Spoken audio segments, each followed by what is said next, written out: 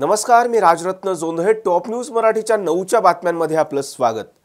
24 तास नाही तर फक्त एका तासात आपण देशभरातील दिवसभराच्या महत्त्वाच्या राजकीय, सामाजिक, क्राईम आणि मनोरंजनासह इतर घडामोडींचा वेगवान आढावा घेणार आहोत. बुलेटिनची सुरुवात करूया शॉर्ट न्यूजनं.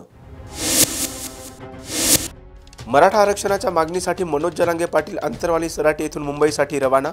26 जानेवारीला मुंबईत पोहोचणार. मुख्यमंत्री आणि उपमुख्यमंत्री मनोज जरांगे पाटील यांच्याकडे राजकीय प्यादं म्हणून बघताय शिवसेना खासदार संजय राऊत यांचं राज्य सरकारवर निशाणा. मराठा आरक्षणासंदर्भात राज्य सरकारचे प्रयत्न सुरू. मुख्यमंत्री एकनाथ शिंदे मराठा आरक्षणासाठी दिलेला शब्द पूर्ण करणारच. शिवसेना शिंदे गटाचे आमदार संजय शिरसाट यांना विश्वास. मनोज जरांगे पाटील यांना मराठा आरक्षणाचं आश्वासन देणारे 2 मंत्री पुढे का येत नाहीत? राष्ट्रवादी काँग्रेस शरद पवार गटाचे अध्यक्ष शरद पवार यांचा राज्य सरकारला सवाल. राज्य सरकारने मराठा आरक्षणासंदर्भात लवकरात लवकर तोडगा काढावा, मनोज जरांगे पाटील यांची राज्य सरकारकडे मागणी. मराठा आरक्षणासंदर्भात मुख्यमंत्र्यांची जिल्हाधिकारी आणि विभागीय आयुक्तांसोबत महत्त्वाची बैठक. मनोज जरांगे पाटील यांच्याशी संवाद साधणार, सूत्रांनी दिली माहिती. राष्ट्रवादी आमदार अपात्रता सुनावणी लांबणार. विधानसभा अध्यक्षांकडून नवीन वेळापत्रक जाहीर. फेब्रुवारीत निकाल लागण्याची दाट शक्यता. पंतप्रधान नरेंद्र मोदी यांच्याकडून मूळ प्रश्नांना बगल. राष्ट्रवादी काँग्रेस शरद पवार गटाचे अध्यक्ष शरद पवार यांचा नरेंद्र मोदींवर निशाणा. ईडीचा हत्यार म्हणून वापर होतोय, पवारांची केंद्र सरकारवर टीका. मराठा आरक्षणामधली माझी सरकार म्हणून भूमिका संपली, आता आंदोलक म्हणून जरांगे पाटील यांच्यासोबत मोर्चा सहभागी. बच्चू कडू यांचं मोठं विधान. राष्ट्रवादी काँग्रेस शरद पवार गटाचे आमदार रोहित पवार यांना ईडीचं समन्स. बारामती अॅग्रो प्रकरणी 24 तारखेला ईडी कार्यालयात हजर राहण्याचे आदेश. उपमुख्यमंत्री अजित पवार हे आज सकाळी पिंपरी चिंचवड शहर दौऱ्यावर होते. यावेळी बोलताना अजित पवार म्हणाले की मी आणि मुख्यमंत्री एकनाथ शिंदे उद्या संध्याकाळी अयोध्येला जाण्यासाठी निघत आहोत. अयोध्येतील प्राणप्रतिष्ठा सोहळ्यासाठी 22 तारखेला शासकीय सुट्टी जाहीर करण्यात आली असून प्रत्येक शासकीय कार्यालयावर विद्युत रोषणाईची सजावट करण्यात येणार असल्याची माहिती उपमुख्यमंत्री अजित पवार यांनी दिली आहे. यावेळी बोलताना त्यांनी पिंपरी चिंचवड पोलिसांना देखील ताकीद दिली आहे. मी किंवा देवेंद्र फडणवीस किंवा मुख्यमंत्री एकनाथ शिंदे यांना जरी झेड सिक्युरिटी असली तरी इलेक्ट्रॉनिक मीडिया प्रतिनिधींना आमच्या जवळ येऊ द्या, अशी स्पष्ट ताकीद अजित पवार यांनी पिंपरी चिंचवड शहराचे पोलीस आयुक्त विनय कुमार चौबे यांना दिली आहे. त्याचबरोबर अजित पवार यांनी पिंपरी चिंचवड महापालिकेचे आयुक्त शेखर सिंह यांना देखील सूचना दिल्या आहेत. पिंपरी चिंचवड महापालिकेतील TDR घोटाळ्यानंतर पिंपरी चिंचवड महापालिका आयुक्त शेखर सिंह यांनी माध्यमांसमोर बोलणं टाळलं होतं. मात्र आता मी तो विषय योग्य पद्धतीने मार्गी लावला असून यापुढे महापालिका आयुक्त माध्यमांशी बोलतील, असं देखील अजित पवार म्हणाले. आपण काही कोणाला पाठीशी घालण्याचं काही कारण नाही. मागे पण मी उलट माझ्याही जवळचा कधी चुकला तरी त्यांना दारेवर धरलेले हो, असं नाही चालणार. शहराचं हित कशात आहे तेच आपण पाहिलं पाहिजे. आता 22 तारखेची जय्यत तयारी केली आहे राष्ट्रवादी. 22 तारखेची ऐका, 22 तारखेची सगळ्या देशामध्ये जय्यत तयारी झालेली आहे. आम्ही सुट्टी पण काल जाहीर केलेली आहे राज्य सरकारनी आणि सगळ्या इमारतींवर हे आपण लाइटिंग वगैरे सोडणार आहोत. एक उत्साहाचं वातावरण आहे आणि मी आणि एकनाथराव पण उद्याच्याला संध्याकाळी निघालेलो म्हणजे तिकडे जाणार. शहरातल्या प्रश्नांवरती पालिकेचे अधिकारी बोलायला तयार नाही पत्रकारांसोबत. कुठले प्रश्न बाबा? शहरात जे राडारोडा टाकला जातो नदी पात्रामध्ये किंवा सरपंचांचा एवढा मोठा विषय 7 वर्ष झाले, एकूणच कुठलाही विषयावर बाईट नाही. ऐका ना, बाईट शहराच्या बद्दल कोणी दिला पाहिजे? शेखर सिंग दिला पाहिजे. त्याच्या आधी कसं होतं, महापौर, उपमहापौर, स्टँडिंग कमिटी, सभागृह नेता वगैरे वगैरे खूप जण असायचे आणि ते तुम्हाला माहिती त्या ठिकाणी द्यायचे. आता तसं नाही, आता तिथं बॉडी नाही.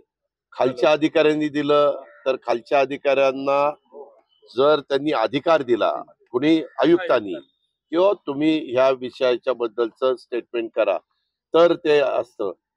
परस्पर बोलला तरी त्याच्यावर ऍक्शन होईल. त्याच्या संदर्भातले काही जर मी फार तर शेखर सिंग यांना सांगतो की शेखर सिंग अशा अशा पद्धतीचे त्यांचे प्रश्न आहेत, तुम्ही त्या बाबतीमध्ये आठवड्यातनं 15 दिवसातनं प्रेस घेऊन त्याची उत्तर द्या, असं करूया. दादा टीडीआर घोटाळ्यापूर्वी ते माध्यमांसमोर येत होतं, पण त्यानंतर ते आलेच नाही आणि बोलतच नाही. बरं आता बोलतील, आता ते सगळं संपवलेलं आहे. 22 जानेवारी रोजी अयोध्येत प्रभू श्रीरामाच्या मूर्तीची प्राणप्रतिष्ठा होणार असून या सोहळ्यानिमित्त पुण्यात कार्यसिद्धी प्रतिष्ठानच्या वतीनं अनेक कार्यक्रमाचं आयोजन करण्यात आले। यावेळी कार्यसिद्धी प्रतिष्ठानचे अध्यक्ष गिरिराज तानाजी सावंत यांच्याशी टॉप न्यूज मराठीने विशेष संवाद साधलाय।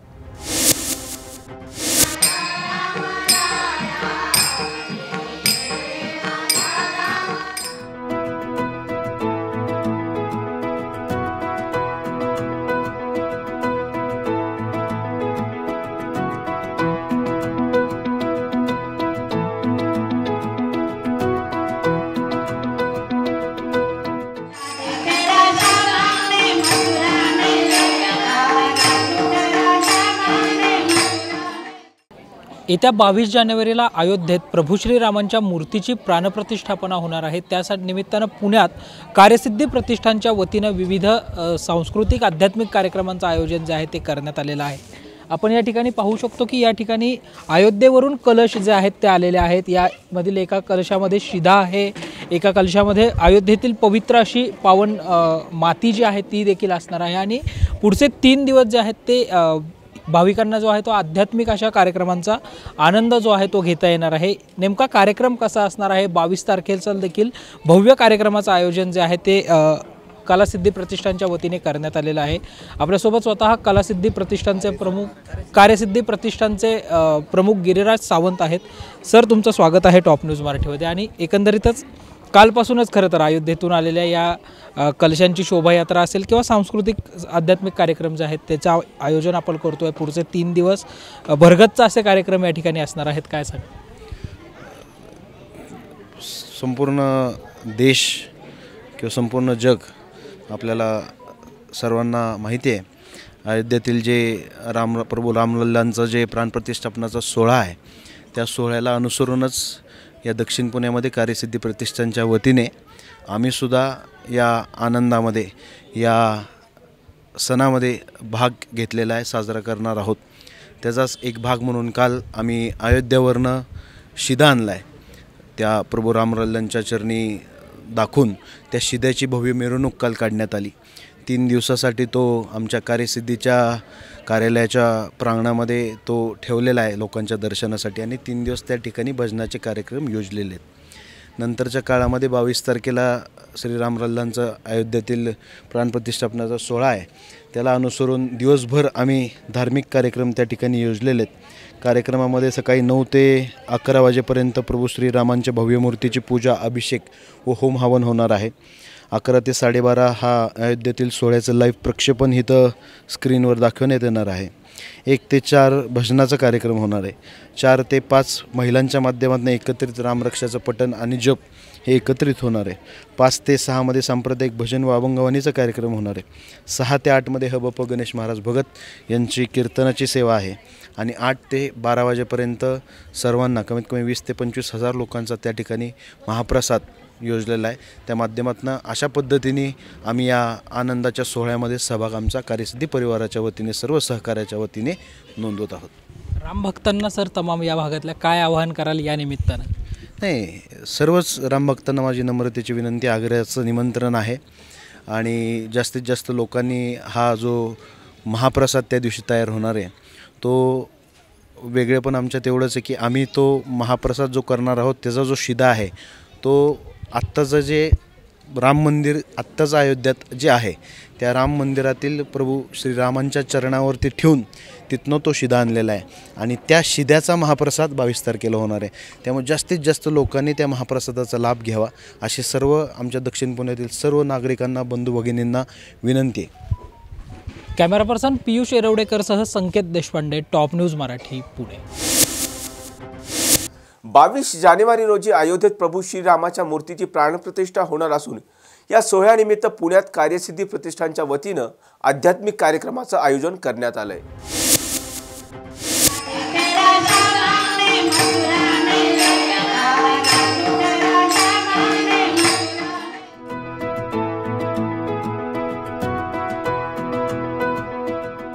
अयोध्येतील प्राणप्रतिष्ठा सोहळ्यानिमित्त दक्षिण पुण्यातील भाविकांसाठी कार्यसिद्धी प्रतिष्ठानकडून उपक्रम आयोजित केले असून या कार्यक्रमासाठी थेट अयोध्येतून मंगल कलश आले आहेत। 22 जानेवारीपर्यंत दररोज महिलांच्या उपस्थितीमध्ये भजनाच्या कार्यक्रमाचं आयोजन करण्यात आलं असून या भजन संध्यामध्ये सहभागी झाल्यानंतर अयोध्येत जाऊन आल्यासारखं वाटतं, अशी प्रतिक्रिया महिलांनी दिली आहे। असे हे वातावरण आहे की अयोध्यात गेल्यासारखं असं वातावरण आनंदाचं छान वाटून राहिलेलं आहे। अयोध्यात वातावरण छान वाटल्यासारखं आलंय। पुण्यातील लष्कर परिसरातील श्री संत नामदेव महाराज शिंपी समाज लष्कर राम मंदिर आहे। या राम मंदिराचा नेमका इतिहास काय पाहूयात।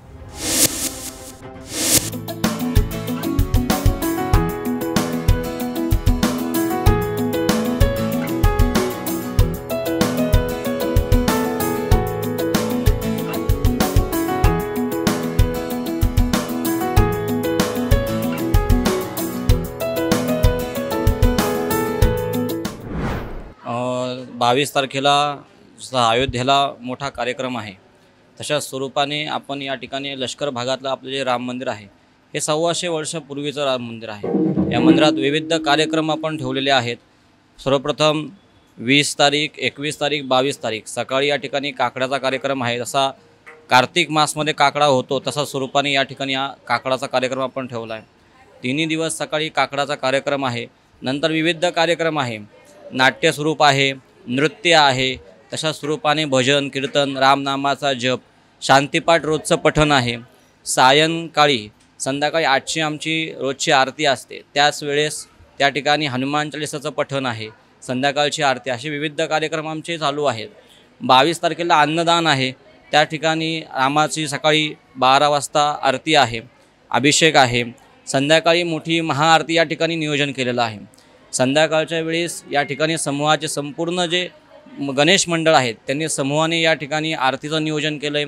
त्या ठिकाणी रॅलीचं नियोजन केलेलं आहे की हिंदू वर्गाला संपूर्णतः एकत्र आणण्याचं काम आमचं या 22 तारखेनिमित्त खूप मोठ्याने या ठिकाणी निर्माण झालेलं आहे की संपूर्ण हिंदू बांधव या ठिकाणी एकत्र येत आहेत।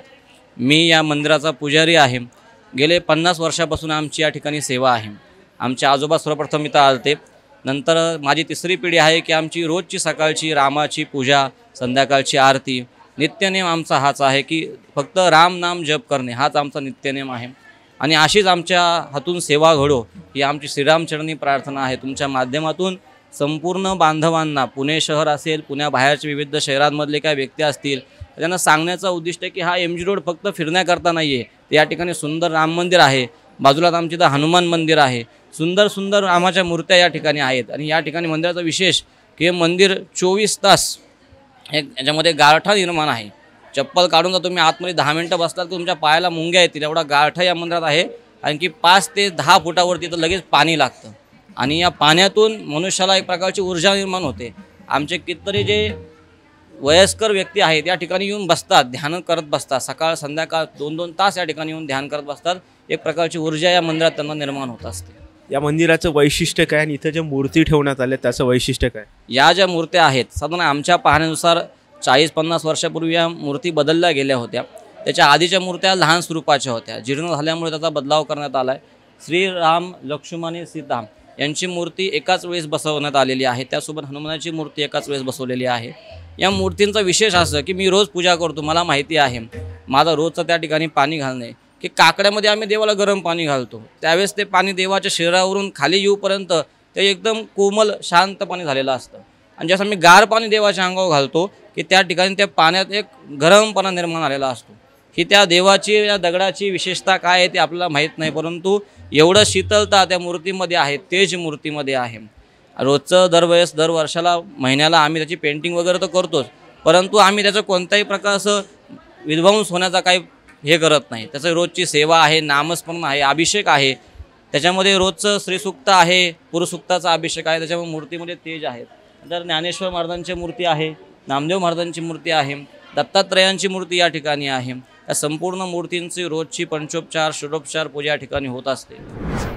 मंदिराचं वैशिष्ट्य काय? मंदिराचं वैशिष्ट्य हे मंदिर आमच्या अभ्यासानुसार या ठिकाणी कमीत कमी 125 वर्ष जुनं मंदिर आहे। मंदिराचं विशिष्ट म्हणजे मंदिर संपूर्ण लाकडांवरती आहे, दगड आहे, दगडांवरती मोठमोठे लाकूड आहेत, शिसम आहे, सागवान आहे, जवळपास तरी 15-15 इंचेसचे मोठमोठे खिळे त्याच्यामध्ये टाकलेले आहेत. काही हे इंग्रजांचं बांधकाम आहे, त्या काळातलं बांधकाम आहे. यातल्या भिंतीसुद्धा 2-2, 3-3 फुटाच्या जवळपास भिंती आहेत. या मंदिरामध्ये गारठा 24 तास असतो.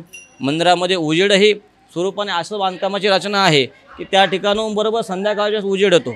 तो उजेड जो आहे तो समोरच्या आरशावरती पडतो, तोच उजेड रामाच्या चेहऱ्यावरती, पायावरती दरवेळेस पडत असतो.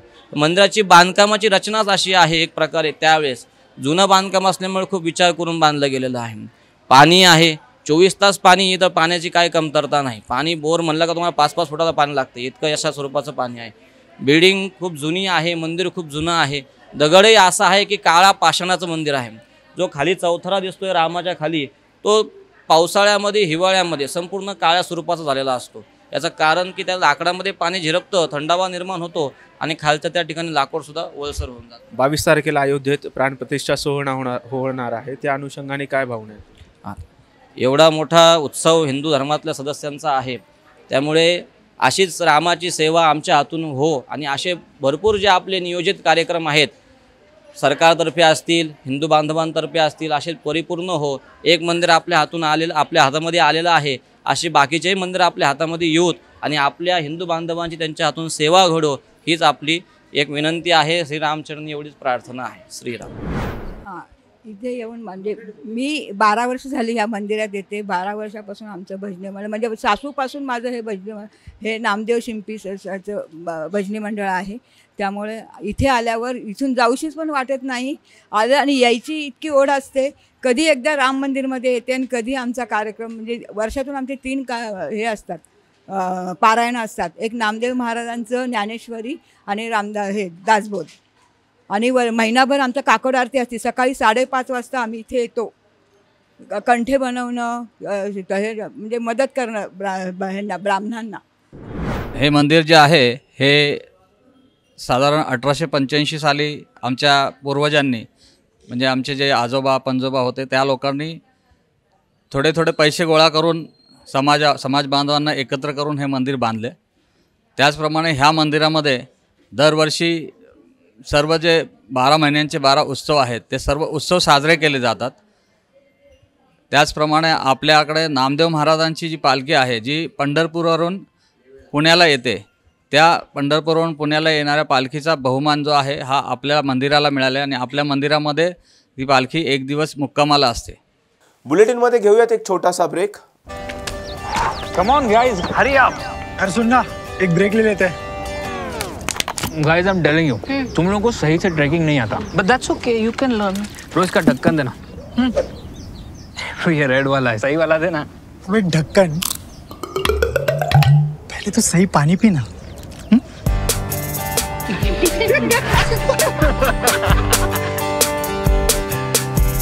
Manikchand Oxyrich, proudly Indian.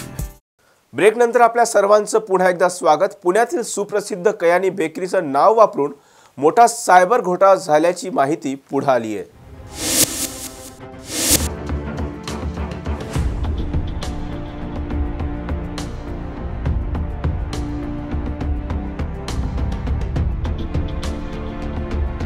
पुण्यातील सुप्रसिद्ध अशा कयानी बेकरीची बनावट वेबसाईट तयार करून आणि बनावट गुगल लिस्टिंग तयार करून या ठिकाणी मोठ्या प्रमाणात नागरिकांना गंडा घातल्याची घटना सायबर गुन्हेगारांकडून घडलेली आहे. आता आपण पुण्यातील कयानी बेकरी परिसरामध्येच आहोत. या बेकरीची बनावट वेबसाईट तयार करून बनावट गुगल लिस्टिंग तयार करून त्या ठिकाणी देण्यात आलेल्या नंबरवर ग्राहकांनी मोठ्या प्रमाणामध्ये ऑर्डर्स केल्या होत्या आणि त्याच ऑर्डर वरती त्यांच्या नंबरवरती या गुन्हेगारांकडून एक QR कोड आणि OTP पाठवण्यात आला आणि हा OTP पाठवण्यात आल्याच्या नंतर त्यांच्याकडून मोठ्या प्रमाणामध्ये जे आहे त्यांच्याकडून पैसे त्यांच्या खात्यामधून हे रिडक्ट करण्यात आले आणि ही बाब त्यांच्या लक्षात आल्याच्या नंतर त्यांनी या बेकरीशी संपर्क साधल्याच्या नंतर त्यांना ही बाब फसवणूक झाल्याची बाब लक्षात आली. तेव्हा इथल्या मालकांनी जे आहे येथील लष्कर पोलीस ठाण्यामध्ये तक्रार दाखल केलेली आहे. आम्ही इथल्या मालकाशी संपर्क साधण्याचा प्रयत्न केला असता त्यांनी या बाबतीत बोलण्यास नकार दिलाय.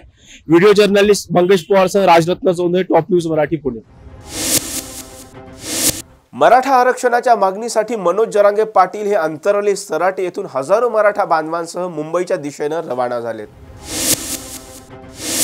लाट तर मराठ्यांची आहेच, परंतु काय असतं शेवटी मला माहित नाही, मी समाजात असं तर मराठ्यांनी एकजूट नाही पडू द्यायची. मी आता हातावर गोळ्या जरी पडल्या तरी मी माग हटणार नाही, कारण पोरं मराठ्यांचे मोठे झालेले बघायचे आणि मी ते बघण्यासाठी सज्ज झालेलो आहे. मी आता रात्रभर झोपलो नाही.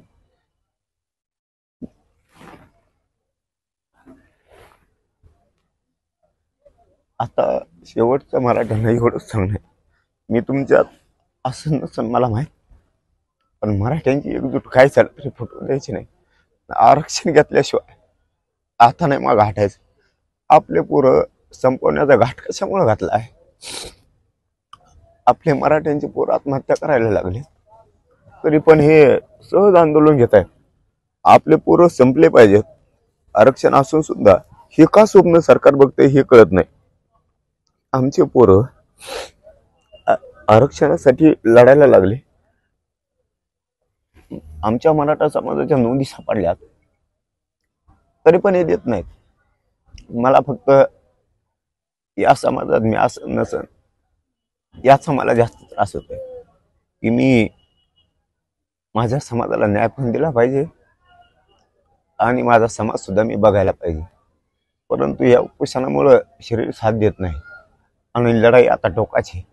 म्हणून मी माझ्या समाजाला सांगितलंय की मी आपले मराठ्यांचे लेकरं मोठे व्हावेत म्हणून मुंबईकडे निघालोय. फक्त मी तुमच्यात असं नसन मला माहित नाही, ही विचार मरू द्यायचा नाही आणि हे आंदोलन सुद्धा बंद पडू द्यायचं नाही. काही झालं तरी हरकत नाही. आता मात्र आरक्षण घेऊन पोरांच्या डोक्यावरती गुलाल टाकायचं. मी मात्र आता 9 वाजता मुंबईकडे निघालोय आणि मी आता मागं हटणार नाही. शेवटच्या श्वासापर्यंत मी या मराठा समाजात मोठे व्हावं लेकरं म्हणून लढणार आहे. मरेपर्यंत आता मागं नाही. म्हणजे हे आंदोलन म्हणून आरक्षण डोळ्यात पाणी आले. म्हणजे ते असं नाही, ते मी माणूस आहे आणि माझ्या भावना मला सहन नाही होत. म्हणून हे आंदोलन शेवटचं आणि यानंतर कधीच मराठ्याच्या आरक्षणासाठी आंदोलन होणार नाही असा तुम्हाला विश्वास वाटतो आणि त्याच विश्वासानं तुम्ही निघताय? हो, आता नाही मराठा आरक्षणासाठी बार आंदोलन नाही. शेवटचं आणि पहिलं आंदोलन इतक्या ताकदीनं होणार आहे. मी सांगितलं ना तुम्हाला, की समाजाला सांगितलं तसं समाज करतोय. इतका गर्व वाटतो या समाजाचा. शांततेत सांगितलं मराठी शांततेत. आता मुंबईला शांततेत यायचं सांगितलं मराठी शांततेत. टप्प्याटप्प्यानं आपण मुंबईकडे एकदा जर गर्दी केली तर सगळं कोलमडून जाईल आपण, हेही समाजानं मानलं. म्हणजे मला इतका आज काय बोलावंच कळत नाही, इतका आनंद झाला की समाज खूप ऐकतो. आणि 26 तारखेला करोडोंना मराठी मुंबईत. आता मात्र मला खरं वाटायला लागलं की मुंबईत येणार. जर आज कोलमडला सांगितलं एक आणि मराठ्यांनी गर्दी केली असं जर झालं असतं तर मग मात्र वाटलं असतं आता मुंबईचं थोडं मागं पुढं. आता मात्र 100% मराठी गेले आहेत. आपण 26 जानेवारीला सगळा महाराष्ट्रातला मराठा समाज मुंबईत आहे, सगळ्याचे सगळं. आता आम्हाला आज सोयीस्कर जाणार आहे. आता चालायला पण, नियोजन करायला पण, व्यवस्था करायला पण सगळं सोयीस्कर जाणार आहे. आता आमचं नियोजन कोलमडले. आता मात्र माझ्यात ताकद आली की बोलल्याप्रमाणे समाजानं केल्यामुळे आणि त्यांनी पेललं शांततेचा शब्द मराठीने पेलला. हे मला खूप आवडतं. नाही केलं, मोर्चा सुरू केला, मग त्यांनी पाहिजे ती साथ दिली नाही. साथ दिली असती ना तर ही वेळ इथपर्यंत आली नसती. कारण त्यांची ताकद जर एकत्रित आली असती तर खूप काही घडलं असतं. आता त्यांचा प्रश्न त्यांच्यापाशी, आमचा प्रश्न आमच्या जवळ आहे. मात्र मी माझ्या जातीचा गर्व आहे म्हणून पुन्हा सांगतो की ते एकत्र आले का नाही आले का आम्हाला त्याची आवश्यकता पडत नाही. कारण माझा करोडो मराठा समाज एक झाला. त्या समाजाला सांगितलं होतं पहिल्या दिवस कोलमडलं नाही पाहिजे, आपण एकदम सुटसुटीत निवेदन करता आलं पाहिजे. त्या पद्धतीनं समाज आणि मुंबईत मात्र करोडो नाही या म्हणलेलं त्याची मुंबईच्या गल्ली गल्लीत आता फक्त मराठीच कोणीच नाही, मराठी आणि मराठी दिसणार. ओके, कारण मी माणूस आहे, मी निर्दयी नाही. मला त्या आत्महत्या लक्षात आल्या, मला कालपासून करमत नाही. त्याबद्दल ज्या माता माऊलींची इतक्या हाल करता पूर्वी गेल्यामुळे तुम्ही 10-5 रुपये सरकारला मदत दिली म्हणून आमचं कुटुंब चालणार नाही किंवा आमचे माणूस परत येणार नाही, त्या लय वेदना होती. आणि काल त्यातल्या त्यात एक पैठणचं आत्महत्या लक्ष त्यांनी येऊन सांगितली. मला इतकं काळजाला लागलं ती की कोणता एक मुलगा बापाला सांगितलं सुद्धा म्हणजे आरक्षणासाठी मराठींची कोणत्या टोकाची काय. त्यामुळं मग आपलं मनस्थिती अशी झाली की चला आपण जीवच समाजाला अर्पण केला. आता तिथे आमरण उपोषणाचे टोकाच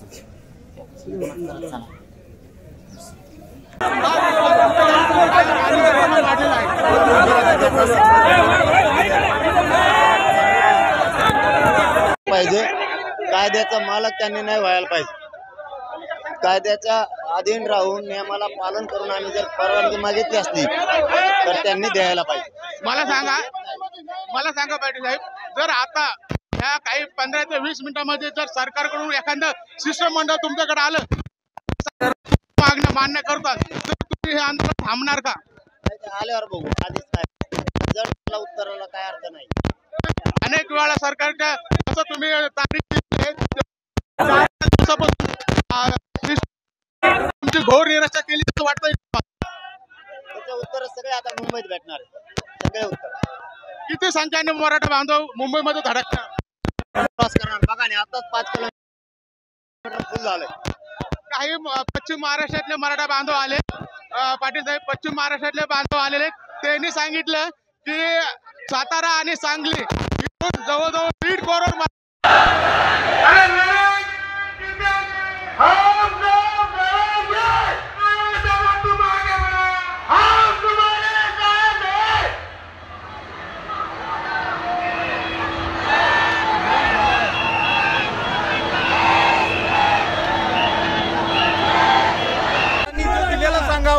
त्याचं आम्ही त्यांना उत्तर देण्यासाठी येत आहोत की आम्ही किमान लाखो नव्हे तर 1.5 करोड संख्येने पुणे येथे आम्ही जमणार आहोत दिनांक 24 तारखेला. आणि महाराष्ट्र पाहिजे, महाराष्ट्रात नव्हे तर देश पाहिजे, देश नव्हे तर जग पाहिजे की मराठ्यांचं हे भगवं वादळ काय असतं. किमान याची संख्या मुंबईपर्यंत 3 ते 4 कोटी असणार आहे. आणि हे आपल्याला सांगू इच्छितो आणि हे दाव्यानं खात्रीशीर सांगतो. आता आपण हे चित्र पाहू शकत असाल, फक्त भगवं आणि भगवं झालेलं आहे. हे स्थानिक आहेत, हे तर आता हळूहळू पुढे जाऊन जोडणार आहोत. आणि हे सरकारने दखल घ्यावी. मराठा समाज हा गेले 55 वर्षापासून आरक्षणापासून वंचित आहे. कुणबी म्हणून हे 55 वर्षापूर्वी आरक्षण होतं मराठा समाजाला, हे आज दिलं पाहिजे. नाही देत तर हा जन आक्रोश हा कुठे जाईल आणि काय सांगता येत नाही. एक दिवशी संयम सुटे त्याशिवाय राहणार नाही. तुम्ही कुठून आले? राजेंद्र निकम. आम्ही सातारावरून आलेलो आहोत. हे कराडवरून आटकेवरून आलेले आहेत, जे जुन्नरवरून आलेले आहेत. आम्ही पश्चिम महाराष्ट्रातर्फे आम्ही बोलत आहोत की 1.5 करोडच्या आसपास पुणे आणि लोणावळ्यामध्ये आम्ही संख्या आमच्या पश्चिम महाराष्ट्राची फक्त असणार आहे. उर्वरित महाराष्ट्राची जी संख्या असेल ते 3 करोड असेल त्यावेळेला.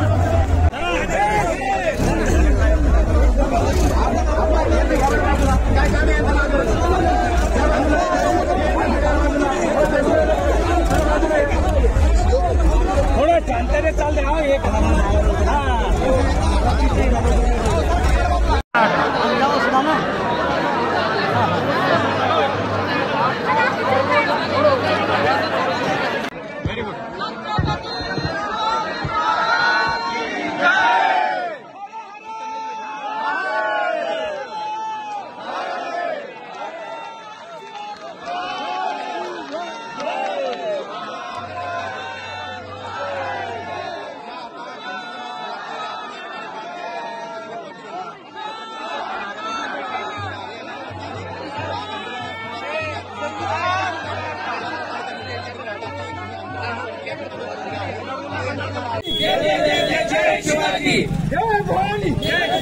छत्रपती शिवाजी महाराज की, छत्रपती संभाजी महाराज की जय जिजाऊ, जय शिवराय, एक मराठा। मनोज पाटिल तुम आगे बढ़ो, हम तुम्हारे साथ हैं। मनोज पाटिल तुम आगे बढ़ो, हम तुम्हारे साथ हैं। एक मराठा, एक मराठा। छत्रपती शिवाजी महाराज की जय, छत्रपती शिवाजी महाराज की जय, जय।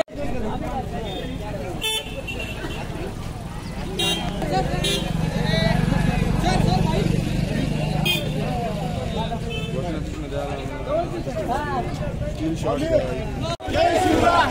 छत्रपती शिवाजी महाराज नहीं, कोण म्हणतं देत नाही।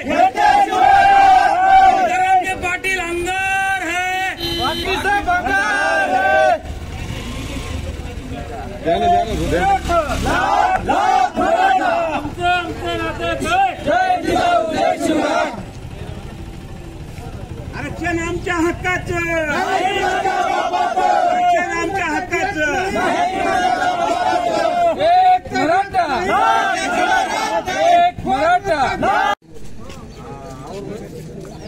मनोज जरंगे पाटील यांच्या नेतृत्वाखाली आज सराटे अंतरवाली निघण्यासाठी हा जो दस्तूर आपला आता हा तयार झालेला आहे. काही अवघ्या मिनिटांमध्ये मनोज जरंगे पाटील यांच्या नेतृत्वाखाली हे जे आंदोलन करत आहेत तिथून आता थेट मुंबईकडे रवाना होणार आहेत. माझ्यासोबत वेगवेगळ्या गावावरून हे जे काही आंदोलक आलेले आहेत, कुठून आलेत, काय आलेत याची माहिती आपण त्यांच्या विचारूया. हे नेमकं कुठून आलेले. भाऊ मला सांगा, मनोज जरंगे पाटील यांची हाक दिली त्या हाकेला तुम्ही उत्तर देण्यासाठी, त्यांना साथ देण्यासाठी आलेले आहेत. नेमकं तुम्ही कुठून आलेले आहेत? आम्ही छत्रपती संभाजीनगर दोंदलगाव इथून आलेलो आहे. आम्ही वैजापूर तालुका इथून आलेलो आहे. आम्ही जरंगे पाटलाला साथ देण्यासाठी तिथून आलेलो आहे. तुम्ही सांगा भाऊ कुठून आले? आम्ही छत्रपती संभाजीनगर तालुका वैजापूर येथून आलेलो आहे आणि आता इथून आम्ही मुंबईपर्यंत बरोबर असणार. कसे जाणार आहेत? काय साधन आणले तुम्ही जाण्यासाठी? आम्ही आता पायीच्या संघ जाणार आहे. ट्रॅक्टर आणलेलं आहे. ट्रॅक्टर आणले? हो. ट्रॅक्टरमध्ये काय काय साहित्य आणले? सगळं साहित्य घेतलेलं आहे. जे लागेल ते आम्हाला पूर्ण जे आपल्याला. हा तुम्ही सांगा कुठून आले तुम्ही? छत्रपती संभाजीनगर. काय साहित्य आणले? कसे जाणार? झोपण्याचे अंगावरले आणि कपडे आणलेले आहेत. साहित्यामध्ये ज्वारी बाजरी यांचं पीठ वगैरे घेतले, तेल मीठ वगैरे, गॅस अशा पद्धतीनं पाण्याचे बाकीच्या गोष्टी. आणखी काही माझ्यासोबत बांधव आहेत, आपण त्यांनाही विचारू. मला सांगा तुम्ही कुठून आले? आम्ही जालन्यावरून आलेलो आहे, पखरी वडगाव. तर आम्ही आता सर्वच जे मराठा बांधव आहे आमचे, तर आमच्या गावामधून आम्ही 1-2 क्रुझर गाड्या वगैरे घेऊन आमचं जेवणाचं साहित्य वगैरे सर्व आणि जसा ताप आणि मनोज जरंगे पाटलांचा त्या ताप्याच्या सोबत आम्ही सर्व रॅलीमध्ये सहभागी होऊन आमचे जे मराठा बांधव आहे सर्व आम्ही एकजुटीने मुंबईकडे जोपर्यंत आरक्षण भेटत नाही तोपर्यंत सर्व आम्ही मैदानावरती राहणार आहे. आणि जोपर्यंत आम्हाला न्याय मिळत नाही आमचा तोपर्यंत आम्ही आरक्षण कंटिन्यू चालूच ठेवणार आहे. अजून काही बांधव आहेत, आपण त्यांनाही विचारूया. तुम्ही सांगा भाऊ कुठून आले तुम्ही? आम्हाला जोपर्यंत आरक्षण भेटत नाही तोपर्यंत आम्ही जरा राहणार आहे. फक्त सरकारनं आम्ही सगळं जेवणाचं साहित्य फक्त सरकारनं तेवढं करावं आणि आमच्या आरक्षणाचा मार्ग आपण पाहू शकतो. हे वेगवेगळ्या ठिकाणाहून मराठा बांधव आता सराटे अंतरवालीचे एकत्र झालेले आहेत आणि अवघ्या काही मिनिटांमध्येच मनोज जरंगे पाटील यांच्या नेतृत्वाखाली आता हा जो मार्च आहे, आरक्षण आमच्या हक्काचं नाही कुणाच्या बापाचं, आरक्षण आमच्या हक्काचं नाही कुणाच्या बापाचं.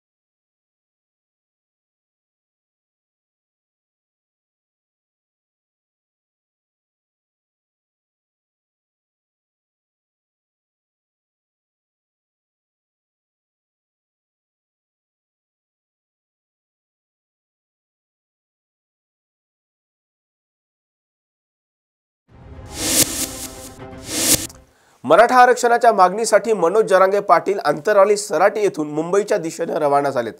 आता या सर्व प्रकरणावर राज्य सरकार काय भूमिका घेणार यावरचा टॉप न्यूज मराठीचा हा स्पेशल रिपोर्ट। नमस्कार, मी संकेत देशपांडे। टॉप न्यूज मराठीचा चर्चेतला मुद्दा या खास लाईव्ह कार्यक्रमामध्ये आपलं स्वागत।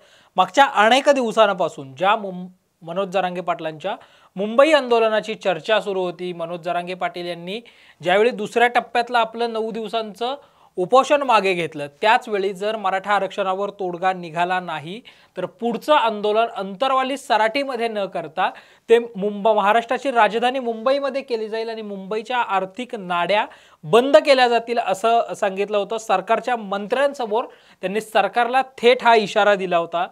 त्यानंतर मध्यंतरी ज्यावेळी जरांगे पाटलांनी उपोषण मागे घेतलं त्यावेळी 24 डिसेंबर की 2 जानेवारी हा टाइम बॉन्डचा वाद देखील बराच काळ चालल्याचं पाहायला मिळालं। त्यानंतर संदीपान भुमरे, गिरीश महाजन मनोज जरांगे पाटलांना जाऊन भेटले, त्यांनी 24 डिसेंबर पर्यंतचा वेळ जो आहे तो मान्य केला असल्याचं सांगितलं। मात्र त्यानंतर 23 डिसेंबरला मनोज जरांगे पाटलांनी एक सभा घेतली। त्या सभेमध्ये 20 जानेवारीपासून मुंबईमध्ये आपण आंदोलन करू आणि असं सांगितलं। त्यानंतर आंदोलनाचा एक रोडमॅप देखील तयार करण्यात आला। त्यानंतर आज जर आपण पाहिलं तर आज 20 जानेवारी आणि मनोज जरांगे पाटलांच्या आंदोलनाला जी आहे ती सुरुवात झाल्याचं पाहायला मिळतंय। हजारो मराठा बांधवांच्या साक्षीनं मनोज जरांगे पाटलांचा पायी प्रवास जो आहे तो सुरू झाल्याचं पाहायला मिळालेलं आहे आणि अंतरवाली सराटीतून हजारो मराठा बांधवांसह मनोज जरांगे पाटलांनी मुंबईच्या दिशेने कूच केलेला आहे। आज मनोज जरांगे पाटलांचा बीडमधल्या मातोरीमध्ये रात्रीचा मुक्काम असणार आहे। त्यानंतर उद्या अहमदनगरमध्ये त्यांचा प्रवास असणार आहे। त्यानंतर पुणे, त्यानंतर लोणावळा आणि मुंबई असा मनोज जरांगे पाटलांचा जो प्रवास आहे तो असणार आहे। एकंदरीतच आजपासून मनोज जरांगे पाटील जरी आंदोलनाला अंतरवाली सराटीतून निघाले असले तरी अद्याप मुंबई पोलिसांकडून त्यांच्या आंदोलनाला परवानगी मिळालेली नाहीये। मात्र दुसऱ्या बाजूला सरकार ॲक्शन मोडवर आल्याचं पाहायला मिळतंय। मुख्यमंत्री एकनाथ शिंदे यांनी आज ऑनलाईन बैठक देखील घेतलेली आहे आणि कुणबी नोंदी ज्या आहेत त्या शोधा, त्यासाठी गावोगावी मोहीम राबवा असे निर्देश मुख्यमंत्री एकनाथ शिंदे यांनी दिलेले आहेत। आणि याच विषयावरचा आपला आजचा चर्चेतला मुद्दा आहे की मनोज जरांगे पाटील मुंबईकडे रवाना होतात, सरकार ॲक्शन मोडवर। आता पुढची भूमिका काय आणि मराठा आरक्षणावर तोडगा कधी निघणार या चर्चेमध्ये माझ्यासोबत सहभागी आहे माझा सहकारी राजरत्न जोंधळे। राजरत्न, जरांगे पाटलांनी मुंबई आंदोलनाला सुरुवात केली, दुसऱ्या बाजूला सरकार ॲक्शन मोडवर आलंय, मुख्यमंत्र्यांनी बैठक देखील आज ऑनलाईन बैठक जी आहे ती बैठक घेतल्याचं पाहायला मिळालं। आम्ही मराठा आरक्षणावर तोडगा काढूच असं गिरीश महाजन सांगतायत। दुसऱ्या बाजूला बच्चू कडू म्हणतायत की सरकार म्हणून आता माझी जबाबदारी संपली, आता मी एक आंदोलक आहे। एकंदरीतच सरकारची कुठेतरी कोंडी झाली यामुळं। नक्कीच संकेत, ज्या प्रकारे मनोज जरांगे पाटील यांनी सरकारला अल्टिमेटम दिला होता, ज्या प्रकारे तारखेवरून वाद झाला होता की 20 डिसेंबर की 24 डिसेंबर यावेळीच्या तारखेवरून वाद झाला होता, त्यावेळी मनोज जरांगे पाटील एक सभा घेऊन सांगितलं होतं की सरकारला आम्ही 20 जानेवारीपर्यंत मुदतवाढ देत आहोत, तर सरकारने आम्हाला 20 जानेवारीपर्यंत आम्हाला आरक्षण द्यावं।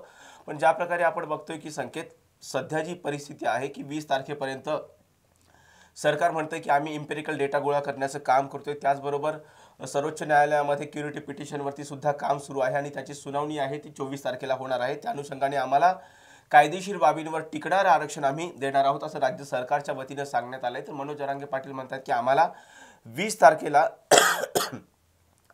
तारखेपासून मनोज जरांगे पाटील यांनी आंदोलनाला सुरुवात केलेली आहे। अंतरवाली सराटीमधून मनोज जरांगे पाटील जे आहे मुंबईच्या दिशेने निघालेले आहेत आणि 26 तारखेला जे आहे मुंबईमध्ये आमरण उपोषण करण्याचा इशारा त्यांनी राज्य सरकारला दिलेला आहे। संकेत, आणि याची सर्व पार्श्वभूमी बघितली तर अंतरवाली सराटीमध्ये मराठा आरक्षणासाठी जे आंदोलन झालं होतं त्या आंदोलनकर्त्यांवरती पोलिसांकडून लाठीचार्ज करण्यात आला आणि त्या लाठीचार्जच्या नंतर कुठेतरी मराठा आरक्षणाचा प्रश्न जो आहे तो राज्यात ऐरणीवर आल्याचं आपल्याला पाहायला मिळालं। कारण याची चर्चा ती 1982 मध्ये पण झालेली होती। त्यावेळेस अण्णासाहेब पाटील आहेत यांच्या नेतृत्वाखाली मुंबईमध्ये जो मोर्चा निघाला होता संकेत, तेव्हा त्यांनी मागणी केली होती की मराठा समाजाला आरक्षण देण्यात यावं आणि त्यावेळी तत्कालीन मुख्यमंत्र्यांनी ती मागणी सुद्धा मान्य केली होती, परंतु आरक्षण काही देता आलेलं नाही। त्यानंतर बऱ्याच समित्या आल्या, त्यानंतर छावा संघटनेचे अध्यक्ष असतील अण्णासाहेब दावळे आणि शालिनी पाटील ते तत्कालीन राष्ट्रवादी काँग्रेसच्या आमदार होत्या, त्यांनी सुद्धा राज्यभरामध्ये आर्थिक निकषावर आरक्षण असावे यासाठी सभा घेतल्या, त्यांनी मोर्चे सुद्धा काढल्याचं आपल्याला पाहायला मिळालं संकेत। आणि आता परत एकदा 2013 मध्ये ज्यावेळी महाआघाडीचं सरकार होतं त्या सरकारने निर्णय घेतला, नारायण राणे समिती नेमली, त्यानंतर निर्णय घेण्यात आला की मराठा समाजाला 16% आरक्षण देण्यात यावं. हे आरक्षण जे आहे ते उच्च न्यायालयामध्ये टिकलं नाही संकेत, कारण ज्यावेळी आपण बघतो की निवडणुकींना काही काळ शिल्लक होता ते आरक्षण टिकलं नाही, त्याला सर्व उच्च न्यायालयामध्ये चॅलेंज करण्यात आलं आणि ते आरक्षण त्याच ठिकाणी राहिलं, स्टेमध्ये राहिलं. त्यानंतर ज्यावेळी देवेंद्र फडणवीस हे महाराष्ट्राचे मुख्यमंत्री झाले आणि त्यानंतर कोपर्डीची घटना घडली, त्यानंतर 58 मराठा समाजाचे मूक मोर्चे निघाले आणि या मूक मोर्चामध्ये प्रामुख्याने मराठा आरक्षणाची मागणी सुद्धा होती. आणि त्याचवेळी परत एकदा सरकारला समिती गठीत करावी लागली. समिती गठीत केल्याच्या नंतर हा जो आहे तो निर्णय विधिमंडळामध्ये मान्य करण्यात आला आणि मराठा समाजाला आरक्षण देण्याचं जाहीर करण्यात आलं. ज्या प्रकारे जस्टिस गायकवाड समिती होती, मस्के समितीनंतर गायकवाड समिती करण्यात आली आणि त्यानंतर ज्या प्रकारे त्यांना आरक्षण देण्यात आलं, पुढे ते आरक्षण देवेंद्र फडणवीस यांच्या काळामध्ये टिकलं. त्यानंतर आपण बघितलं तर राज्यामध्ये सत्तांतर झालं, उद्धव ठाकरे महाराष्ट्राचे मुख्यमंत्री झाले आणि मुख्यमंत्री झाल्याच्यानंतर मराठा आरक्षण रद्द करण्यात आलं. त्यावेळी तत्कालीन राज्य सरकारच्या वतीने पुनर्विचार याचिकाही दाखल करण्यात आली, पण पुनर्विचार याचिका सुद्धा सर्वोच्च न्यायालयाने फेटाळली आणि आता राज्य सरकारपुढे एकच पर्याय शिल्लक होता, तो म्हणजे क्युरेटिव्ह पिटिशनचा. आणि सर्वोच्च न्यायालयाने क्युरेटिव्ह पिटिशनवर सुनावणी घेण्याचं मान्य सुद्धा केलेलं आहे संकेत. आणि त्याच अनुषंगाने सरकार म्हणते की आम्हाला कायदेशीर बाबींवर टिकणारं आरक्षण द्यायचं आहे, त्यासाठी आम्हाला वेळ लागतो, त्यासाठी मनोज जरांगे पाटील यांनी सहकार्य करावं अशी त्यांची मागणी मनोज जरांगे पाटील यांच्याकडे आहे. तर दुसऱ्या बाजूला मनोज जरांगे पाटील हे त्यांच्या मागणीवर ठाम आहेत. त्यांनी आज आंतरवाली सराटीमधून मुंबईच्या दिशेने त्यांनी हजारो मराठा बांधवांसह मुंबईच्या दिशेने रवाना झालेले आहे संकेत. आता आज त्यांचा मुक्काम हा शिरूर तालुक्यामध्ये आहे, तिथून पुढे ते 26 तारखेला मुंबईमध्ये पोहोचणार आहेत. आणि सध्या ह्या प्रकरणावरती राज्य सरकार सुद्धा गंभीरपणे पाहत आहे. राज्य सरकारच्या मुख्यमंत्र्यांच्या अध्यक्षतेखाली आज राज्यातल्या जिल्हाधिकाऱ्यांची असेल किंवा विभागीय आयुक्तांची असेल बैठक संपन्न झालेली आहे. व्हिडिओ कॉन्फरन्सच्या माध्यमातून ही बैठक संपन्न झालेली आहे. आता यावरती राज्य सरकार कशा प्रकारे तोडगा काढतं हे सुद्धा पाहणं महत्त्वाचं ठरणार आहे, कारण राज्य सरकार आणि मनोज जरांगे पाटील यांच्यामधले दुवा असणारे माजी मंत्री बच्चू कडू हे सुद्धा म्हणतात की आता सरकारचा मी प्रतिनिधी नाहीये, सरकारचा आता मी प्रतिनिधी नसून आता मी मनोज जरांगे पाटील यांच्या आंदोलनामध्ये एक आंदोलक म्हणून मी सहभागी होणार आहे संकेत. यामुळे कुठेतरी आता राज्य सरकारची सुद्धा कोंडी होताना दिसते आणि विरोधक सुद्धा राज्य सरकारवरती निशाणा साधताना दिसतात. आजच शरद पवार असं म्हणाले की जे 2 मंत्री होते त्यांनी मनोज जरांगे पाटील यांना आरक्षण देण्याचं जाहीर केलं होतं, आता हे मंत्री कुठे आहेत अशी टीका सुद्धा शरद पवार यांच्या वतीनं करण्यात आलेली आहे संकेत. त्यामुळे कुठेतरी सरकारची सुद्धा कोंडी होती आणि दुसऱ्या बाजूला मनोज जरांगे पाटील हे मोठ्या संख्येने मराठा बांधवांना घेऊन मुंबईच्या दिशेने कूच करताना दिसते संकेत. त्यावरती राज्य सरकार काय मार्ग काढतं हे सुद्धा पाहणं हे महत्त्वाचं ठरणार आहे. राजरत्न, जर आपण मराठा आरक्षणाची टाइमलाईन बघितली किंवा मराठा आरक्षणाचा इतिहास बघितला तर 22 मार्च 1982ला आजपासून बरोबर 43 वर्षापूर्वी मराठा आरक्षणाची मागणी पहिल्यांदा प्रामुख्याने पुढे आली. अण्णासाहेब पाटलांच्या नेतृत्वाखाली मुंबईमध्ये मोर्चा देखील काढण्यात आला. बाबासाहेब भोसले तेव्हा महाराष्ट्राचे मुख्यमंत्री होते, त्यांनी ती मागणी देखील मान्य केली. मात्र पुढे अल्पमतात आल्यामुळे बाबासाहेब भोसलेंचं सरकार कोसळलं आणि मराठा आरक्षणाची मागणी मागे पडत गेली. त्यानंतर अनेक लढे, अनेक आंदोलनं झाली. काकासाहेब सारख्या मराठा समाजातल्या तरुणांनी जी आहे ती आत्महत्या देखील केली. त्यानंतर हा प्रश्न पुन्हा एकदा सातत्याने ऐरणीवर येत होता. मात्र कोपर्डीतल्या घटनेनंतर प्रकर्षानं मराठा आरक्षणाची मागणी ही समोर आली. 58 शांततेमध्ये मोर्चे मराठा समाजाने काढले, ज्याची दखल महाराष्ट्राने नव्हे तर देशाने घेतली की मोर्चे कसे काढावेत, तर असे शिस्तप्रिय आदर्श मोर्चे जे आहेत ते काढले गेले पाहिजेत. त्यानंतर पुढच्या मधल्या काळामध्ये देवेंद्र फडणवीसांचं सरकार सत्तेत आलं. फडणवीस सरकारने आरक्षण दिलं देखील आणि ते उच्च न्यायालयाने त्यावेळी वैध देखील ठरवलं होतं. त्यानं आणि मग या सगळ्यानंतर गुणरत्न सदावर्ते ॲडव्होकेट जयश्री लक्ष्मण पाटील यांनी उच्च न्यायालयामध्ये धाव घेतली, सर्वोच्च न्यायालयामध्ये धाव घेतली आणि सर्वोच्च न्यायालयाने त्या आरक्षणाला स्टे दिला. आणि ते सगळं झाल्यानंतर मधल्या काळात पुन्हा मराठा आरक्षणाची मागणी कुठेतरी मागे पडते की काय असं वाटत होतं. मात्र 29 ऑगस्ट पासून मनोज जरांगे पाटील यांनी 29 ऑगस्ट 2023 पासून मनोज जरांगे पाटलांनी आंतरवाली सराटीमध्ये आपलं आंदोलन जे आहे ते सुरू केलं. या आंदोलनावर 1 सप्टेंबर 2023ला लाठीचार्ज देखील झाला आणि त्यानंतर पुन्हा एकदा जरांगे पाटील प्रकाश झोतात आले आणि मराठा आरक्षणाची मागणी प्रामुख्याने पुढे आली. त्यानंतर अगोदरचं 14 दिवसाचं उपोषण, नंतरचं 9 दिवसाचं उपोषण, या सगळ्यानंतर जरांगे पाटील मुंबईच्या दिशेने जात आहेत. मधल्या काळात सरकारचे शिष्टमंडळ असेल, सरकारचे प्रतिनिधी असतील, यांनी वारंवार मनोज जरांगे पाटील यांची समजूत घालण्याचा प्रयत्न केला होता मनोज जरांगे पाटलांशी की तुम्ही आंदोलन करू नका, उपोषण करू नका, आपण योग्य ती मागणी करू. मात्र आज जरांगे पाटील जे आहेत ते बोलताना देखील भाऊक झाले की आता किती वेळा आम्ही सरकारसोबत चर्चा करायची, आमची चर्चेची दारं जी आहेत ती खुली आहेत, मात्र सरकारने एकदाचा काय तो तोडगा काढावा. तिकडे शंभूराज देसाई म्हणतात की 80 ते 85% काम जे आहे मराठा आरक्षणाचं ते पूर्ण होत आलेलं आहे, जरांगे पाटलांनी संयम बाळगावं. दुसऱ्या बाजूला सर्वेक्षणासाठीची तयारी देखील मराठा समाजाचं मागासलेपद सिद्ध करण्यासाठी जी पुण्यातल्या गोखले इन्स्टिट्यूटने जो ॲप तयार केला आहे त्याच्यानुसार ते सर्वेक्षण देखील सुरू आहे. अशा बाजूला म्हणजे आता 24 जानेवारी आहे, 24 जानेवारीला क्युरेटिव्ह पिटिशनवर देखील सुनावणी आहे. तर अशा दोन्ही बाजूला जरांगे पाटलांचं आंदोलन मुंबईच्या दिशेने कूच होत आहे, मात्र मुंबई पोलिसांकडून अजून त्या आंदोलनाला परवानगी मिळाली नाहीये. काय वाटतं क्युरेटिव्ह पिटिशनपर्यंत किंवा जरांगे पाटील मुंबईत पोहोचेपर्यंत ही परवानगी मिळेल का, आणि जरांगे पाटलांची पुढची दिशा काय राहील? असं ज्या प्रकारे संकेत आपण बघितलं तर मनोज जरांगे पाटील हे त्यांच्या आंदोलनावरती तर ठामच आहे. ते म्हणतात की कोणत्याही परिस्थितीमध्ये माघार नाही. एक प्रकारे मनोज जरांगे पाटील हे आंदोलनासाठी तर निघालेलेच आहेत, त्यांच्यासोबत हजारो मराठा बांधव आहेत आणि 26 तारखेला जरी त्यांना परवानगी मिळाली जरी नसेल, काही जरी मिळाली जरी नसेल तरी ते मुंबईमध्ये पोहोचण्यावरती ठाम आहेत आणि बहुसंख्य ठिकाणी हजारो मराठा बांधव हे त्यांच्या स्वागतासाठी तयार असल्याचं आपल्याला पाहायला मिळतोय. संकेत सर्वात मोठा सरकार पुढे प्रश्न आहे की सरकारने त्यांच्याशी चर्चा करून यातनं मार्ग काढणं गरजेचं आहे. संकेत ज्या प्रकारे राज्यामध्ये सध्या आपण बघतोय की मुंबई जी आहे भारताची आर्थिक राजधानी आहे, त्या आर्थिक राजधानीवरती एवढ्या मोठ्या संख्येने आंदोलन झाल्याच्या नंतर त्या ठिकाणी कायदा आणि सुव्यवस्थेचा प्रश्न सुद्धा निर्माण होऊ शकतो. संकेत आणि ज्या प्रकारे मनोज जरांगे पाटीलने सांगितलं की आम्ही आझाद मैदानावरती सुद्धा उपोषणाला बसणार आहोत आणि त्यामुळे राज्य सरकारने यावरती तात्काळ तोडगा काढणं हे गरजेचं आहे आणि त्या दृष्टिकोनातून अनुषंगाने राज्य सरकारच्या तर्फे हालचाली सुरू आहेत.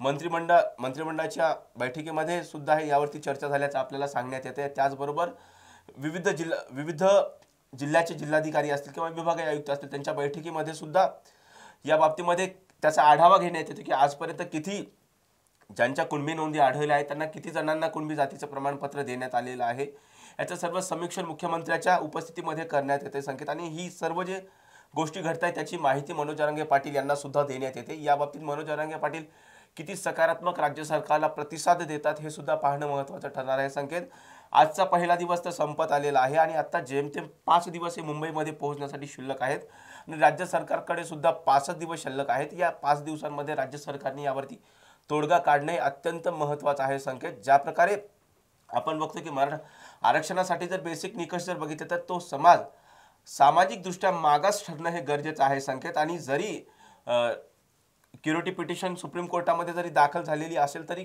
सुप्रीम कोर्ट हे विचारणार राज्य सरकारला की तुम्ही आधी आमच्याकडे जे पुरावे सादर केलेले आहेत यापेक्षा तुम्ही आम्हाला वेगळं काय देणार आहात ज्यामुळे आम्ही आमचा निकाल बदलू शकतो किंवा त्या निकालावरती परिणाम पडू शकतो, असं तुम्ही आम्हाला काय देणार आहेत.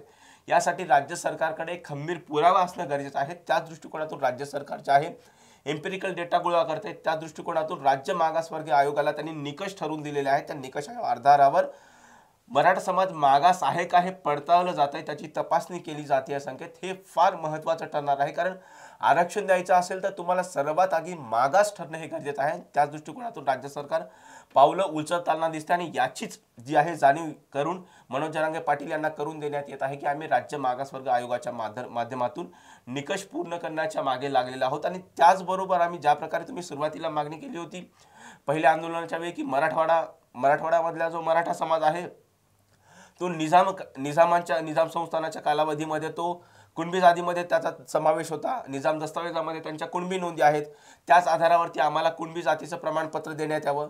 राज्य सरकारने ती मागणी मान्य केली. निवृत्त न्यायमूर्ती संदीप शिंदे समिती नेमली आणि त्या समितीने मराठवाड्यातल्या कुणबी नोंदी तपासण्याचं काम सुरू केलं आणि ज्यांच्या कुणबी नोंदी आढळल्या त्यांना कुणबी जातीचं प्रमाणपत्र देण्याचं सुद्धा राज्य मंत्रिमंडळाच्या बैठकीमध्ये मंजूर करण्यात आलं. त्यानंतर दुसरी मनोज जरांगे पाटील यांनी मागणी केली की संपूर्ण महाराष्ट्रामध्ये ज्या मराठा समाज आहे त्यांना सरसकट कुणबी जातीचं प्रमाणपत्र देण्यात यावं अशी मागणी केली. राज्य सरकारने सांगितलं की असं देता येणार नाही, त्यासाठी आम्हाला कुणबी नोंदी तपासणं गरजेचं आहे. त्या दृष्टिकोनातून निवृत्त न्यायमूर्ती संदीप शिंदे यांनी राज्यभरातील कुणबी नोंदी तपासण्याचं काम हाती घेतलं आणि जवळपास 54 लाख कुणबी नोंदी सापडलेल्या आहेत, त्यांना प्रमाणपत्र देण्याचं काम सुरू आहे. संकेत पण राजरत्न दुसऱ्या बाजूला जर आपण बघितलं तर कुणबी नोंदी सापडतायत, राष्ट्रीय ओबीसी महासंघाचे जे उपाध्यक्ष आहेत बबनराव तायवाडे, त्यांनी असा आरोप केलाय की 54 लाख हा व्हॅलिड आकडा नाहीये, हा आकडा जाणीवपूर्वक दाखवला जातोय. 99.5% लोकांनी कुणबी प्रमाणपत्र घेतलेलं आहे, त्याची छाननी जी आहे ती करावी, म्हणजे खरा आकडा आपल्या समोर येईल. म्हणजे कुठेतरी मराठा वर्सेस ओबीसी हा संघर्ष दिवसागणिक वाढताना देखील पाहायला मिळतोय. संकेत, ज्या प्रकारे आपण बघितलं की सुरुवातीला मनोज जरांगे पाटील यांची मागणी होती की आम्हाला आरक्षण ओबीसी मधून द्यावं. मग आताचा मराठा समाज हा कुणबी आहे आणि कुणबी जातीचा समावेश आपण बघितलं तर ओबीसी मध्ये करण्यात आलेला आहे. त्याच अनुषंगाने मनोज जरांगे पाटील म्हणतात की काहीही करून आम्हाला ओबीसी मधून आरक्षण देण्यात यावं आणि आम्हाला 50%च्या आतच आरक्षण द्यावं. संकेत, कारण ज्या प्रकारे Indira Sawhney versus Union of India ही जी केस चालली होती सुप्रीम कोर्टामध्ये, त्यावेळी सांगण्यात आलं होतं की कोणत्याही परिस्थितीमध्ये तुम्हाला 50%ची जी कॅप आहे ती तुम्हाला ब्रेक करता येणार नाही, ती ओलांडता येणार नाही, हे सुप्रीम कोर्टाने निकष ठरवून दिले होते. त्या आधारावरती जे आपण बघितलं आत्ताचे जे मराठा आरक्षणाची जी मागणी होती ती सुप्रीम कोर्टाने फेटाळली होती. त्याला मुख्य निकष हाच ठरवण्यात आला होता की 50%ची कॅप तुम्हाला ओलांडता येणार नाही आणि ती कॅप तेव्हाच ओलांडता येते ज्यावेळी एखादा समाज हा खूप रेअर केसमध्ये असते, ज्याच्यावरती त्याचा विकासच झालेला नाही किंवा तो खूपच पीडित आहे, अशाला आपण एखादी तरतूद करून त्यांना आपण आरक्षण देऊ शकतो असं सुप्रीम कोर्टाच्या वतीने सांगण्यात आलं. परंतु मराठा समाजाच्या बाबतीमध्ये ही गोष्ट दिसत नाही असं जस्टिस अशोक भूषण यांच्या समितीने निकाल देताना सांगितलं. संकेत, त्यामुळे हे जे आरक्षण होतं ते रद्द करण्यात आलं होतं. पण आता राज्य सरकार ज्या प्रकारे आपण सांगितलं की राज्य मागासवर्ग कशा प्रकारे मराठा समाजाला मागास ठरवतं, त्या आधारावरतीच पुढची जी सुप्रीम कोर्टामध्ये क्युरेटिव्ह पिटिशन आहे त्याचा निकाल सुद्धा अवलंबून असू शकतो. संकेत, आणि ज्या प्रकारे आपण बघितलं की ज्या प्रकारे मनोज जरांगे पाटील म्हणतात की आम्हाला ओबीसी मधून आरक्षण पाहिजे, त्या बाजूला राज्य सरकारमध्येच मंत्री असणारे ज्येष्ठ मंत्री छगन भुजबळ हे मनोज जरांगे पाटीलांना थेट विरोध करतायत. ते राज्य सरकारनेच नियुक्त केलेली निवृत्त न्यायमूर्ती संदीप शिंदे समितीला थेट विरोध करतायत. ते सांगतात की आम्हाला या समिती करून ओबीसी समाजाला न्याय मिळणार नाही, मला मंत्रिपदाची पर्वा नाही, मला आमदारकीची सुद्धा पर्वा नाही, परंतु मी माझ्या समाजासाठी लढणार. त्यामुळे आमचा मराठा समाजाला आरक्षण देण्यास आमचा विरोध नाही, परंतु मराठा समाजाला ओबीसी मधून आरक्षण देण्यास आमचा विरोध आहे. त्या दृष्टिकोनातून राज्यभर ओबीसी एल्गार मेळाव्याचं आयोजन करण्यात येते. संकेत, त्याच प्रकारे आपण बघितलं की आधी बीडमध्ये असेल, आंतरवाली सराटीमध्ये असेल किंवा बीडमध्ये असेल, राज्याच्या बऱ्याच ठिकाणी ओबीसी एल्गार मेळावे, आरक्षण बचाव एल्गार मेळाव्याचं आयोजन करण्यात आलं होतं. तर इंदापूरमध्ये जे ओबीसी समाजाचे धनगर समाजाचे नेते असतील गोपीचंद पडळकर यांच्यावर मराठा आंदोलनकर्त्यांकडून थेट चप्पलफेक करण्यात आली होती. त्याचा सुद्धा खूप एक मराठा विरुद्ध ओबीसी असा संघर्ष इंदापूरमध्ये पेटल्याचा आपल्याला पाहायला मिळाला होता. संकेत, या सर्व बाबीचा विचार केला तर एका बाजूला मराठा समाजाला नाराज करून चालणार नाही आणि दुसऱ्या बाजूला ओबीसी समाजाला सुद्धा नाराज केल्याचं चालणार नाही, अशी सध्या राज्य सरकारची विद्यमान स्थिती झाल्याचं आपल्याला पाहायला मिळतं. राजारत्न, त्यामुळे जर आपण बघितलं तर एका बाजूला क्युरेटिव्ह पिटिशन आहे, दुसऱ्या बाजूला मराठा वर्सेस ओबीसी संघर्ष वाढतोय. अशा वेळी कुठल्याही आरक्षणाला धक्का न लावता आम्ही आरक्षण देऊ असं सरकार म्हणतंय. जरांगे पाटील म्हणतायत की ऑलरेडी 7 महिन्याचा वेळ आम्ही तुम्हाला दिलेला आहे, आता वेळ देणार नाही, मात्र चर्चेसाठी आम्ही खुले आहोत, आम्ही आमच्या आंदोलनावर ठाम आहोत. आज मुख्यमंत्र्यांनी बैठक घेतली आहे. मुख्यमंत्र्यांच्या बैठकीमध्ये सगळे विभागीय आयुक्त जे असतील, सगळ्या जिल्ह्यांचे जिल्हाधिकारी जे असतील ते त्या ऑनलाईन बैठकीमध्ये होते. त्यामुळे आता सरकारची पुढची भूमिका काय राहील?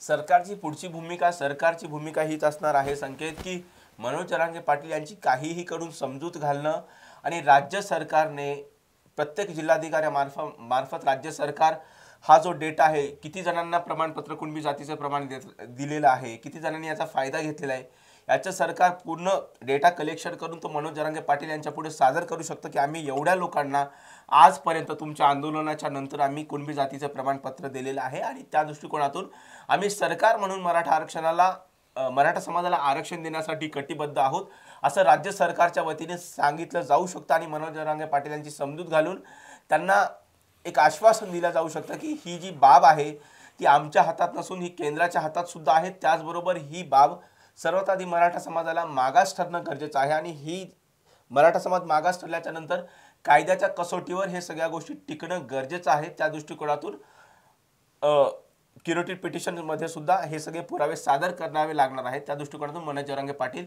यांनी आम्हाला वेळ द्यावा अशी विनंती सुद्धा राज्य सरकारच्या वतीने मनोज जरांगे पाटील यांच्याकडे करण्यात येऊ शकते. त्यामुळे एकंदरीतच मनोज जरांगे पाटील तर मुंबईच्या आंदोलनावर ठाम आहेत आणि जोपर्यंत आरक्षण मिळत नाही तोपर्यंत मागे हटणार नाही असा निर्धारच जणू मनोज जरांगे पाटील यांनी केल्याचं पाहायला मिळतंय। त्यामुळं आता मनोज जरांगे पाटलांच्या आंदोलनानंतर राज्य सरकार काय भूमिका घेतं हे पाहणंही महत्त्वाचं असणार आहे।